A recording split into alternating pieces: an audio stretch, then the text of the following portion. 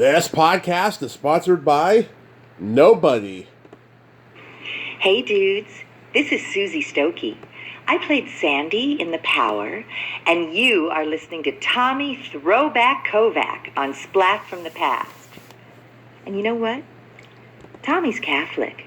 He picks his belly button for Lent. Hey dudes, welcome to Splat from the Past, the only 80s themed horror sci-fi show where things can get totally radical. Now today I will be welcoming Elisa Robin Malinovitz. She was one of the leads in the very, very underrated 1984 slasher flick, Satan's Blade. It was actually shot in 1980, but it didn't come out till 84, so we're going to be celebrating the 40th anniversary of this very underrated horror classic that takes place in a little skiing area. And how I came to see this movie and book Robin is very unique. More unique than any other experience I've had booking a lot of people. So Elisa and I have been Facebook friends for about 4 or 5 years. And I think she friend requested me. I literally didn't know who she was. We had a couple mutual friends on Facebook. And so I accepted 4 or 5 years ago. And then I happened to stumble upon this movie on YouTube last year. And I never even seen it before, nothing. And I look at the credits, it says Elisa Robin Malinovitz. I'm like, that name sounds so familiar. And then lo and behold, it's the same one from Facebook. So I was like, okay, I'm putting her on the list for the 40th next year. And lo and behold, that's what happened, and we're going to have a great conversation. After she got out of acting, she went into journalism, and now she teaches. So this is going to be an interesting conversation for Women in Horror Month. I am so excited. So yeah, here is my interview with Elisa Robin Malinovitz. Hi, Tommy. Hey, Elisa, welcome to the show. How are you today? I'm well. Thank you so much. It is great to be joining you. Thank you so much for asking me to be on. Yeah, oh my God, I was explaining in my intro, we've been Facebook friends forever, and I had no idea you were in a movie, so thank you. And I had no idea anybody watched that movie, so thank you. Yeah, I stumbled upon it, a year ago, and I was like, wow, what are the odds, So, going back in time, did you gravitate toward acting early on in your childhood? I dreamt of acting early on in my childhood. I was that kid, I grew up in Los Angeles, so I've got the backdrop of Hollywood TV, movies, all that fun stuff, and of course, as you know, when you grow up in LA, you almost can't help but go to school with somebody who's got a relative, they've got a cousin's best friend or somebody like that who's on the set of something. So it was always kind of there. I used to beg my parents to let me go on auditions, and they were like, and they were right, because I really didn't have a lot of talent, and I had no training, and they did not encourage the pursuit of acting, which was probably in my best interest, truly. But I wanted to, because it just looked like so much fun. Yeah. And again, in school, you're always in school with somebody who's in a commercial, or there's a kid in my class who was in a Kool-Aid commercial, and we'd see him on TV, and it was like, yeah, I want to be doing that. Yeah. Yeah, just fun stuff like that. Yeah. So your parents weren't actors, I take it? They were not. They had zero connection to the industry. They lived in California because the weather was nice and the cost of living was good. This is obviously a long, long time ago when the cost of living was good. They just enjoyed living there, but had zero connection to the industry. And we're not encouraging of it, for sure. Yeah. So did you get involved in school plays and community theater and all of that? I did, a little bit. Actually, it was funny because that was how I got a role in Satan's Blade. late was I was in a college play, and when we were in rehearsal, and there was a notice up for, hey, does anybody want to audition to be in a movie? And I was like, sure, why not? But yeah, until that point, I'd been in plays in like junior high, which is what we called it back then instead of middle school, and high school, but barely, and even then, I was like the spear carrier. I never really had like a lead role. There was always just kind of something in the background, but I was happy to have the part, happy to have a role, and be on stage and get to sing or attempt to sing. Yeah. And yeah, it was a lot of fun. So you attended North Hollywood High School? Indeed, I did. North Hollywood High School. Any classmates or Nepo babies we would know? Yeah, well, let's see. Now I'm spacing on her name. Joni from Happy Days. Oh, Erin Moran. Yeah. She was a year ahead of me in school. But we had class together, seemed like a really sweet girl. Yeah. And we were always kind of a little bummed when she was back in class and not learning on the set because she raised the bar. She was a great girl, did really well on tests. I remember the class I was in with her was a California history class, and that teacher graded on a curve. So when she was there, we all did way worse on our tests and quizzes because she definitely raised the bar. But yeah, so she would probably be the only person I think I went to school with who had any kind of name recognition. I mean, we had a few other people who were, again, in commercials and had smaller roles, but in terms of anybody I could think of off the top of my head, she'd be the one, to really have some great success. Yeah, wow. Yeah, so like I've talked to, people who went to Oakwood and Hollywood High and Fairfax and Beverly Hills High and San Monica High. I mean, there's such a history of show business, in LA in those schools, There really is, because again, you're living amongst the backdrop of it. A lot of people, their families, their parents, somebody is in the biz. I went to school with a girl named Gina Cantamason. Her dad was like a big guy in audio. So again, not necessarily stars, but people who worked in the industry. And I think he had won a lot of awards. So you were always hearing about things. Another lady I went to school with, she comes from a family of musical composers, and her family, I think, did a lot of musical compositions for television and film. And that's what she does. She's a composer as well. So again, it was just always around. So you almost couldn't help but get sucked in to some extent. So yeah, it was a great place to grow up. Truly, it was. I feel very lucky to have grown up there when I did. It wasn't nearly as crowded as it is now, and yeah, it was a good spot to grow up in. I feel very blessed to have gotten to do that. Yeah, that's so awesome. What college did you go to? So I went to San Diego State, which was where I was cast in the role of Satan's Blade. I was in like a 101 or a 102 class, and one of the requirements for the class was you have to do something that is related to our college theater. You could be an usher, and if you ushered a couple of times, that would gain you a few points. But if you were cast in a play, that would take care of all those points that you needed. Just one role, didn't matter what the role. So I went out for a role in The Crucible and got a small part. And it was during one of our rehearsals, as I mentioned, where I saw this casting notice. And I'm like, sure, I want to be in a film. Like, who doesn't? So I gave that a shot and got cast, much to my surprise, and had a great time making the film. We had a really good time. It was all shot on location in the Big Bear area. So, yeah, we had a lot of fun. I got so many questions about that. So, like, the rest of the cast, were they all in the theater company with you? No, they were all from different, there were a few people from San Diego State. There were other people from one of the local community colleges in San Diego. But everybody was a student.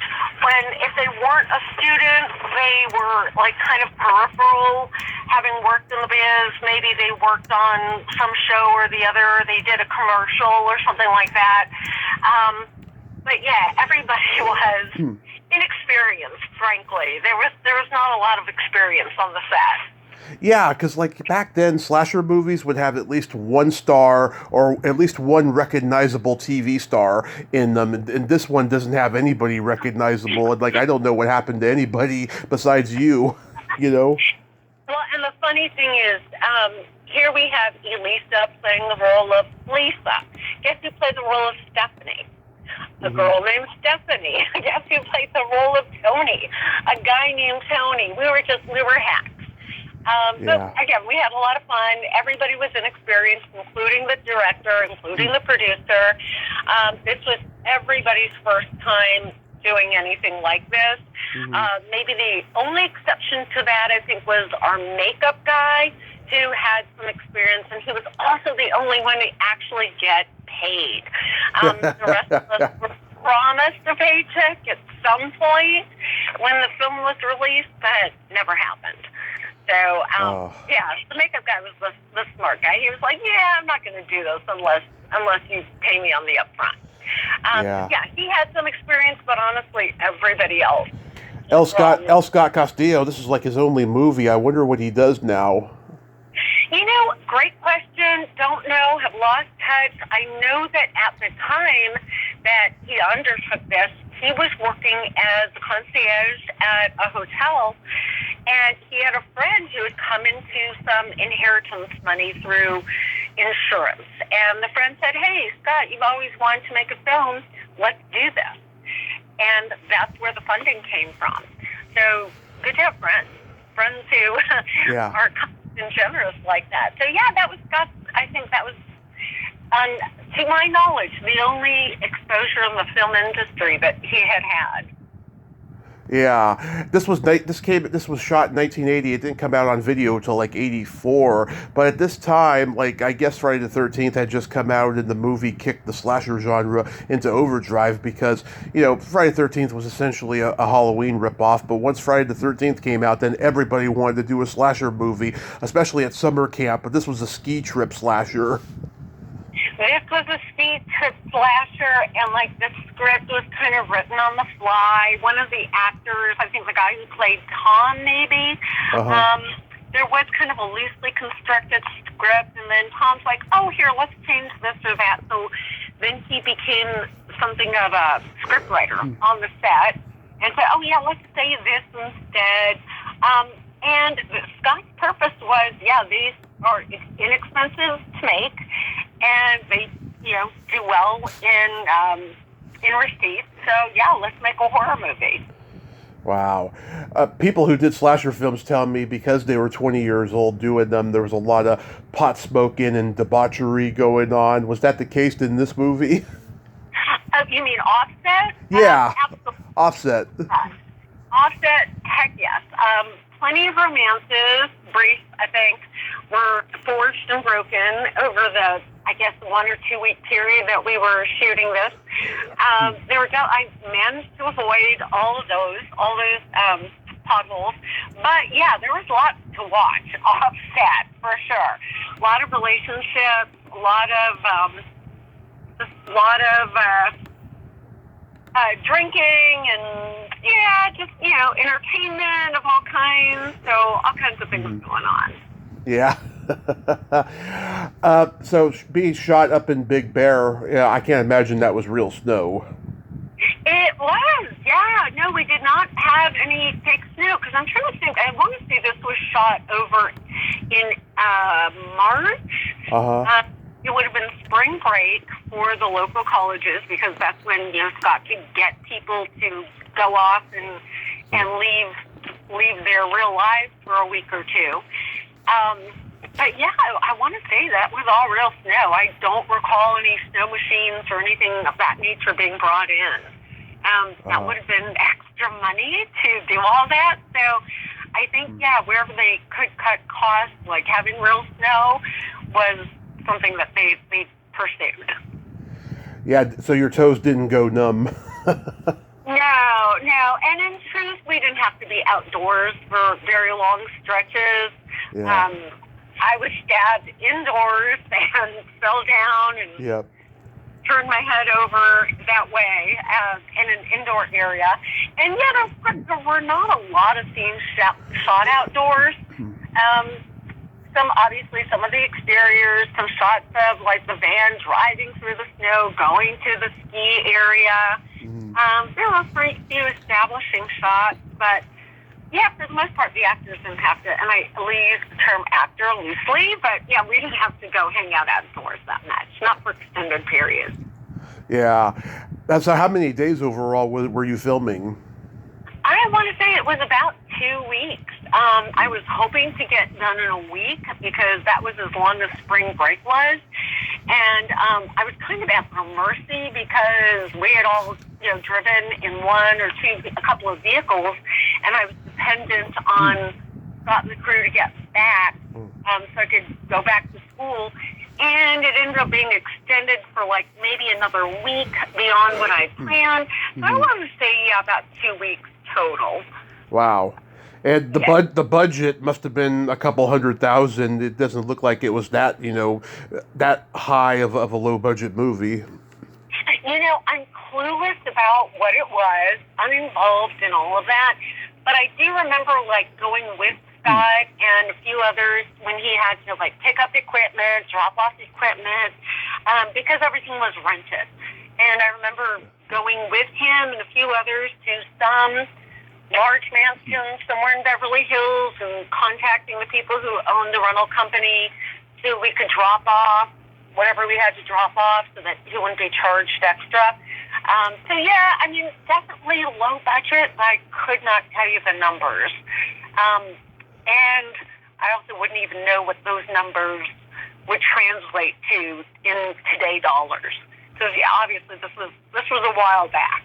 Well, as someone who has knowledge, for the slasher genre, I can tell you, Texas Chainsaw Massacre cost $87,000 and it made $40 million at the box office. They did a way better job. Yeah. Yeah. Honestly, I don't know if he got back. I have to presume he got back the money that was put into it, but again, I have no idea. We never got any kind of accounting or anything. We never got paid because the promise was, well, once it's released in theaters and we've made money and we've paid back our debt, we'll be able. Everybody, I think the actors were all promised something like 1% of the proceeds. Which just never happened. So it was a great experience, but not a money-making venture, at least for those of us who participated. Now, I can't say, I don't know if anybody else who participated saw any pay or, pursued anything, but I know I did not. So was the house abandoned? Say what? Was that house abandoned? It was actually a little resort. It was a ski area that he had rented. He took, if not all, most of the cabins, and it was a lot of fun because, again, we were living there for that time period. He, stock us up with groceries, with foods, with whatever we needed, and we just go and hang out. And when you weren't shooting, you might be watching movies or, watching TV with some of the other cast members, just kind of hanging out. So, yeah, it was like some kind of lodge, and because he had rented the whole place out, they let them use the desk. You may remember there's a scene where there's a man and his mother, and they're running the lodge, and they're going to tell a few of the skiers about the scary legend of the mountain or some such thing. And, that would have been the desk where people would have checked in if they were staying there to go ski for vacation. It wasn't dingy and stinky like it looks on screen. No, it was actually not a bad place at all. It was very ski lodgy. It just had that ski lodge vibe. and but comfortable. But yeah, very nice. Nobody complained about the lodging at all. Nice. It was a perfectly nice place to hang out. So yeah, we had fun. Tom Bajarno, who plays your ex-boyfriend, there's that funny interaction where he's like, "I thought you wanted me to teach you how to fish," and you say, "Sam's been teaching me a lot of things lately." Oh my! And again, one of those lines that probably one of the other actors said, "Hey, just say this," that we kind of created on the spot, like just on the fly. Improvised, yeah. It's called improvisation. Improvisation all the way. And mostly, I think what Scott did is he bought us all like these little cute nightgowns to wear because with the slasher movie, you're not getting murdered while you're in your nightgown. So yeah, mostly it was about wearing some kind of cute little nightgown that was sexy-ish and meeting our dear end while dressed like that. Yeah. So yeah, I think that was like really kind of the overarching idea behind the film. Yeah. Where any particular line or plot or story arc was get the girls in cute nightgowns, and that's how they're going to be stabbed. And of course, that was, I believe, the method of death for pretty much everybody. Yeah. Was stabbing, which kind of inefficient, but it was in the script like that. Were you comfortable in the lovemaking scene that was very brief? I was not. I will tell you, to be honest, no. And I will tell you something else. Mm-hmm. I lied in my audition when he said, are you willing to take off your clothes? And of course I thought it was like a checkbox on the application. And I thought, I'll check this. I'm never going to get the part anyway. What does it matter? So I checked, sure, I'll take off my clothes. And then when it came down to it, I was like, no. And Scott sat me down and really tried to suggest that, just relax, it'll be fine. I'm like, no. So, yeah, so the quote-unquote love-making scenes, not fully comfortable with that. That was, but, you power through. Yeah, I mean, I think, you looked great. I mean, you had that late 70s hair. You looked like a Charlie's Angel, which was fantastic. Bless you for saying that. Thank you. Yeah, I think we all had the same haircut. Sarah Fawcett, may she rest in peace, inspired a generation or more of women with a haircut. Yeah, we all had that same, feathered, layered haircut. And wore our little nightgowns to get stabbed in by. Yeah. So, are you not in touch with anybody from the movie? I'm really not. I will say, though, on Facebook, a couple of years back, I found Stephanie. She was, I think, a mom of 3 kids living in Minnesota. I don't know what she was doing for a job, but we reached out. We had a little bit of communication on Facebook, and I want to say that was kind of the extent of it. Is she the Asian girl? No. Oh. And I'm trying to think of her name. She was really sweet. I liked her a lot. She was cute. Yeah. Yeah, and she was a lovely person. No, Stephanie was the femme fatale. She was the one who my husband was after. Right. And yeah, as I recall, she was a student at one of the community colleges in San Diego, living at home with her family when this was shot. She had a younger brother, because I remember we met up at her house for some reason or another. And yeah, she's really the only one I ever kind of got in touch with. And again, this was just a few years back. I want to say maybe 5-10 years back, something like that, at the most. So it's more recent than way long ago. Yeah. I never heard from anybody else, actually. Stayed in touch with Scott just for a little bit after filming, maybe another year or two. He had rented an office somewhere as he was trying to get the film distributed. And, yeah, he had an office. I'm trying to remember where it was, somewhere in the San Diego area. I don't know how long he kept that for, but while he was working at getting the film distributed and getting somebody to want to take a look at it for distribution, he kept an office somewhere. So, yeah, we had lunch, I think. But aside from that, and that was way, way, way ages ago, I don't think I've been in touch with anyone else. The Asian girl's Janine Lowe. That's her name. Yes, Janine. That's right. Janine. Janine was lovely. So did you guys have like a screening or a wrap party? Great question. We did. I remember the screening. Don't remember where it was. I want to say it was in maybe a conference room of a hotel or something like that. Yeah. It was up to, have everybody pile in there. We had a screening there, and then we had another one at a movie theater in San Diego, which let us use the theater again. I think Scott rented it for after they were done with their normal day. Mm-hmm. And I think the movie that they were showing, if I'm not mistaken at the time, was Carrie. And then once the last show of Carrie wrapped up, we had a screening at that movie theater. So that was like the first time we saw the big screen. The conference room one was a screening as well, but smaller screen, just I think whatever the hotel provided. But yeah, that big screening was, and I believe it was after the theater was done showing a run of Carrie.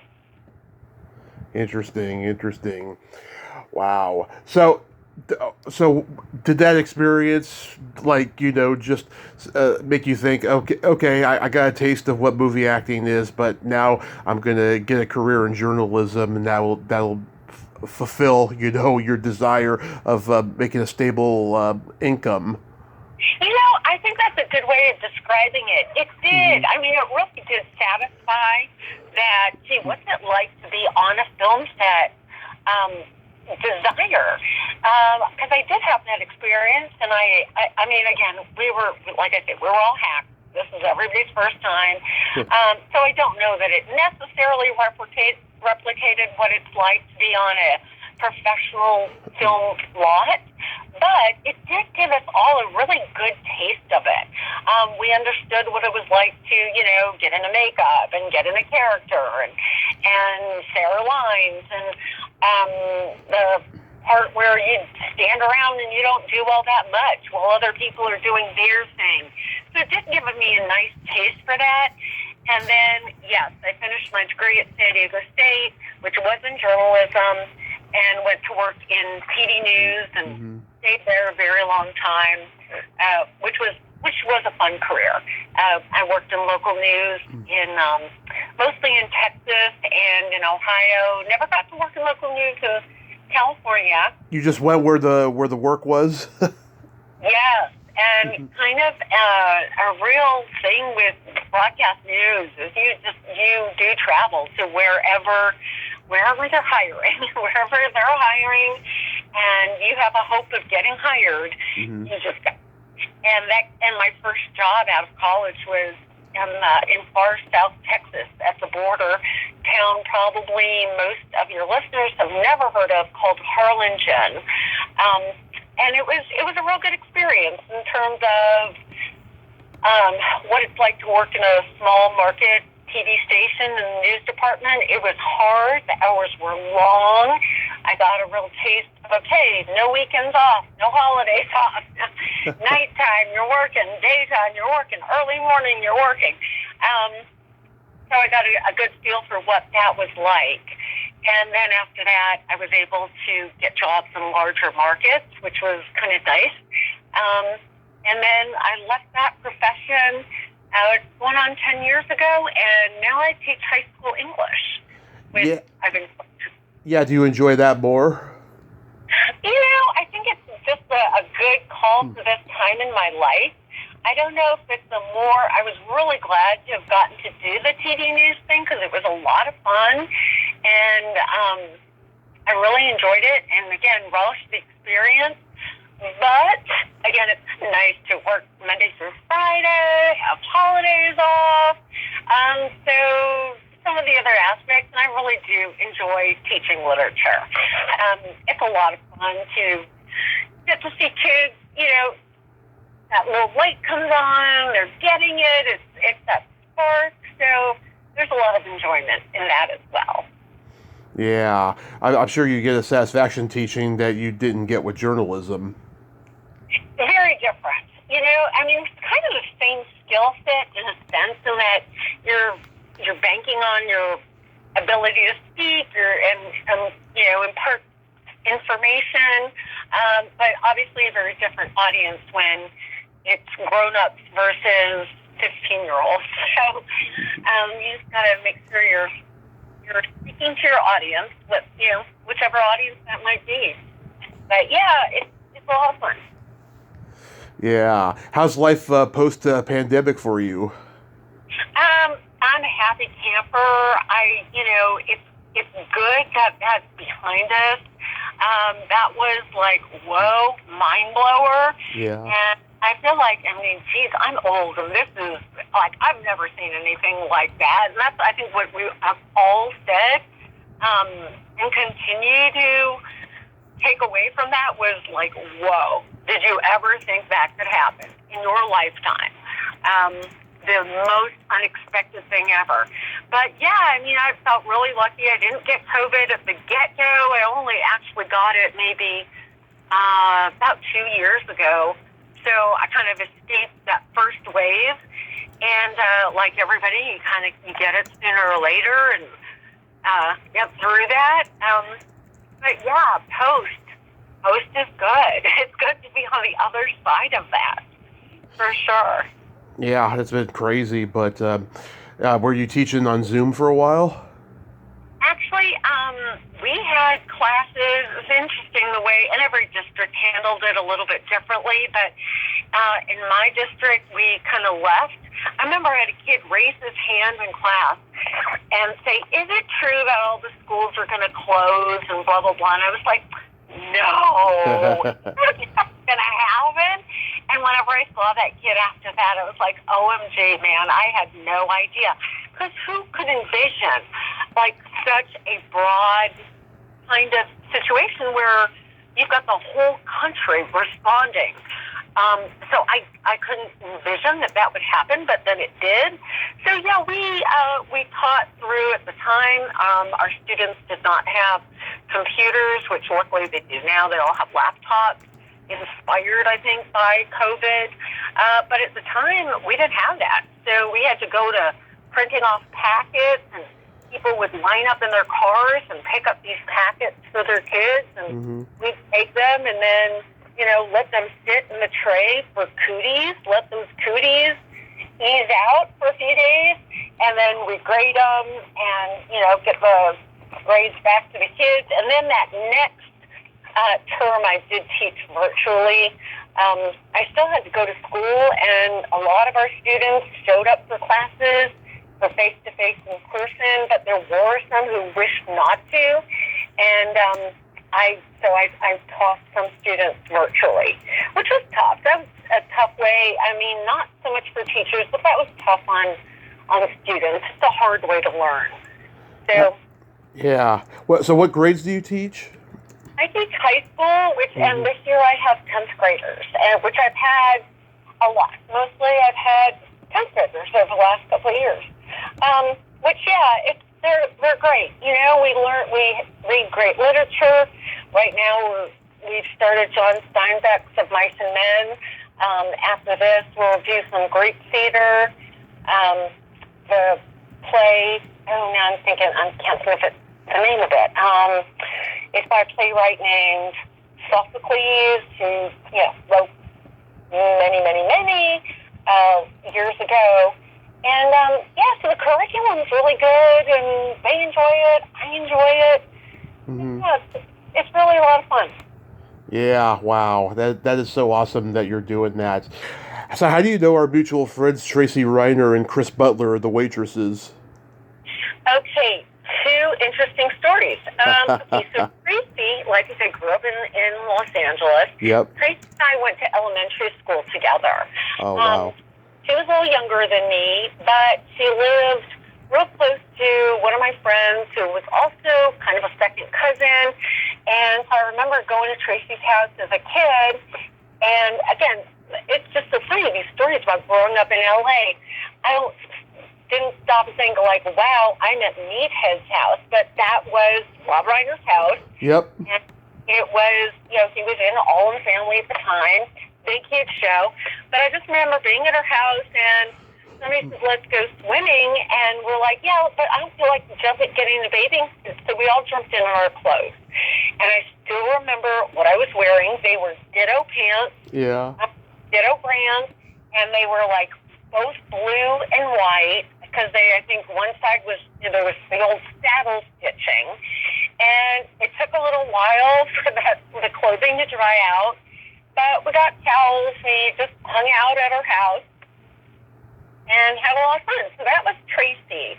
And then who else did you mention? Chris Butler, the waitresses. Butler. Okay. So Chris Butler, if I'm not mistaken, he's a musician, yes, who lives in Ohio. Uh-huh. That's the person I'm thinking of. Okay, so before I lived in South Carolina, which is where I live now, I lived in Northeast Ohio. And at the time, I was kind of shopping for a house, and I knew that the house that Chris was living in had been for sale. I also knew about its dark history, and was not surprised that he didn't necessarily get any offers on it. But after it was off the market, I contacted him and said, hey, kind of curious, are you still interested in selling your house? And he was like, yes, I am. And I live nearby. And I said, could I come by and take a look at it?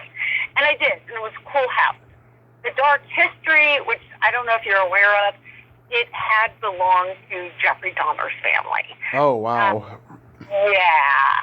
So, again, cool house, but... And that's kind of a big butt there. Yeah. But yeah, real cool house, great lot, interesting layout, and he had it decorated really nice. So my husband and I went over there, looked at the house, ultimately decided against making an offer. I think, where I was not where Chris was. I'm not sure if he's still in that house or not. But, so yeah, totally different means of connecting with people. And somehow you are friends with both of them. Well, Tracy was one of my earliest interviews. I wish I had waited a while because my recording equipment was crappy, and I think she was disappointed by that, but I'm still in touch with her. I interviewed another close friend of hers last week, as a matter of fact, and she listened to the episode and liked it. And Chris Butler, the waitresses, I had him on a couple of years ago. He told me the truth about somebody that I had just interviewed that passed away, and it just unraveled a lot of layers of like, okay, I could see that, that she was, full of SH, and stuff like that. And, I'm a big fan of the waitresses' music. I love 80s new wave music in general, and Chris is great. Oh, yeah. You seem like a really nice dude. When we were over there, it just happened, my husband had been taking cooking lessons, which, P.S., ladies, always marry a man who wants to take cooking lessons. That's such a great thing. Yeah. But at the time, Chris had, they were getting ready for dinner or something. He had an onion out there. And my husband, fresh out off of his cooking school lesson, said something like, there's really one preferred way to dice an onion. And Chris is like, okay, show me. So Mark gave him a little onion dicing lesson based on the cooking lesson that he had taken. Mm-hmm. So that's kind of my recollection of being at Chris's house. And they have this really cool room with a lot of windows and a lot of really pretty plants. I mean, it was like the perfect arboretum, which, again, cool aspect of the house. But unfortunate history. Yeah. So real quick, we got to play my secret silly game. This is a series of silly slumber party questions. It's no win or lose. It's just pure fun. And how the game works is, Elisa, I ask you the question, you answer it, and then you ask me that exact same question, and I answer it. And feel free to comment on the answers because they might be funny. Okay. Elisa, are you ticklish? Yes, I am. Of course I am. Who's not ticklish? And if people say they're not ticklish, they're lying. I agree. Are you ticklish? Yes, if you tickle me without warning, though, I might hit you in the groin. Okay, duly warned. I will be sure not to do that. Is your belly button an innie or an outie? Funny, you should ask, because this is like a real thing for me. It used to be an outie when I was growing up. Uh-huh. I was very skinny people, and I used to complain about it because it looked like a grape. It was sticking way back out. Uh-huh. And my mother said, well, maybe if you get a little fatter, it'll go in. So I used to literally push my belly button in with my finger in an attempt to make it an innie. Well, it worked. Plus, I got a little fatter. So it totally worked, and now I have an innie. What about you? Same. I had an outie for years, and then when I went through puberty, it kind of went in and stuff. Did your friends play with it, and your parents say show it? Oh, I mean, it was always like, let me push the button. Let's see if the elevator comes. Yeah, yeah, I got that too. Yeah, of course you did. I think every kid with an outie must have gotten that same thing. Which, like, holy cow, man, leave me alone. I hate this thing as it is. And now you're going to point it out and make it that much worse? No. I had a girlfriend when I was 6 who had an outie, and she used to let me play with it all the time. And she's where my love of belly buttons came from, and she's the one who got away, sadly. Aw, I bet she's out there. You could go get her back. No, she's a drug addict, and she's got kids, and I guess her and her husband are not together. I don't know, but it was a tragic story. Tragic story. That is, the first part of that is that's not good. That's not good. And that's kind of like, I'm guessing, was this an LA romance? No, Bay Area. Bay Area. Okay. But yeah, there's also, that's part of growing up in California too, is there's a lot of exposure to that. What color are your toenails painted? Red, as a matter of fact. Yours? Right now they are not painted, but last time they were gold with sparkles for New Year's Eve. Ooh, we really went all out, didn't we? Yeah. I love these questions, these slumber party questions. I've been painting my toenails since I was 13, and so I've always liked to go elaborate. Yeah, well, if you're going, go big. Why? Yeah. Why? Who wants clear? Right? That's so boring. I was red, green, and white for Christmas. Oh, pretty. Yeah. Incorporating the holidays. Nice. What would you say is your best personality trait? Well, great question. Gosh, that's a hard one to talk about yourself, isn't it? Yeah. I like to think that I'm funny, but is that just me thinking I'm funny, or am I actually funny? And if I'm not funny and I think I'm funny, that's just kind of sad. What about you? What's yours? I have empathy and I have no filter. No filter as a good trait, you're saying. That's a good one? Oh, yeah. Man, that no filter thing can get you in trouble. I'm the life of the party. If I'm at a dinner party or something, I'm the guy telling very body stories and body jokes and all of that stuff. Yeah, you totally would be. I get that. So, and then you said no filter, and what was the first word of thing you said? Empathy. Oh, empathy. Empathy, yes. Yeah, I like to think that I have empathy. I do. I like to think that. I can tell that you do. Aw, thank you. Yes. If you could have anything named after you, what would it be? Oh, wow. I mean, my first thought is dessert. Who doesn't want a dessert named after them? I mean, I guess the classic showbiz thing is you get a sandwich named after you. But yeah, I'd be really happy if I had a dessert named after me. What about you? A vibrator. Oh, you double you. You bad, naughty boy. The Tommy Chatsy. Yeah, I could kind of understand how that would be a man's request. I get it. Yeah. And then my favorite question, is there a stinky smell that just makes you gag? Yeah, it's barf. I can't do it. Yeah. Yeah. man. Whew. Probably the worst smell ever. And the worst thing, too, is once you've thrown up, if you smell that, you're throwing up again. Yes. Because, so sorry, I don't mean to lose you listeners here by delving into that one too deep. It's okay. I'm not easily offended. I'm a total free spirit. All right, cool. So wait, what's your stinky smell that grosses you out? Either farts or feet. Oh, okay. Well, two notable ones for sure. Yeah, and I'd have to say both more tolerable to me than barf, like barf. Yeah. Oh, I got a joke for you. Okay, I'm ready. What do you call a boy that doesn't masturbate? A girl? I don't know. A liar. A liar. Yep. Good guess, though. Everybody guesses girl. Yeah, I can see that. Yeah. But I kind of had a feeling that was the direction that joke was going, as in, yes, who does? Everybody. Yeah.